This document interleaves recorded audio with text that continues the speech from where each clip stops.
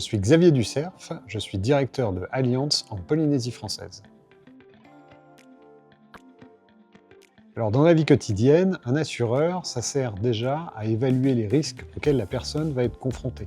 Ensuite, en fonction de l'évaluation de ces risques, ça va être de bâtir une solution, on va appeler ça un contrat d'assurance, pour couvrir ce risque-là. Avant le sinistre, l'assureur va accompagner son client en lui donnant des conseils et en bâtissant avec lui les solutions pour couvrir l'intégralité de ses risques. Au moment de la survenance du sinistre, alors ça peut être un dégât des eaux, un incendie ou un accident de voiture, là il faut que l'assureur soit extrêmement réactif et qu'il soit très clair pour expliquer quel est le process qui va permettre d'indemniser le client et organiser l'indemnisation. Et enfin, après le sinistre, l'assureur va accompagner son client.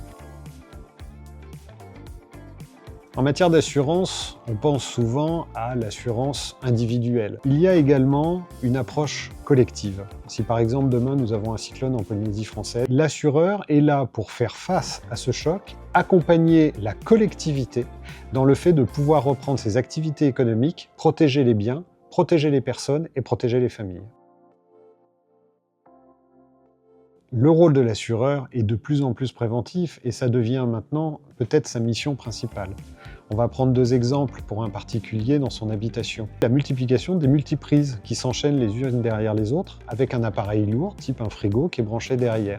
C'est souvent l'origine des incendies que nous pouvons constater. Un autre exemple, au moment de l'arrivée de la saison des pluies, il était extrêmement important d'entretenir sa toiture et ses gouttières. Il est important que les assureurs puissent passer des messages de prévention pour éviter ce type de risque.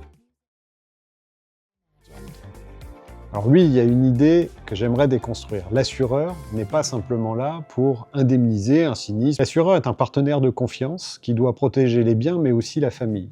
À titre d'exemple, en cas de décès d'un des deux parents, il est important de mettre en place des solutions de prévoyance qui permettront aux enfants d'avoir les moyens financiers de poursuivre leurs études sans difficulté.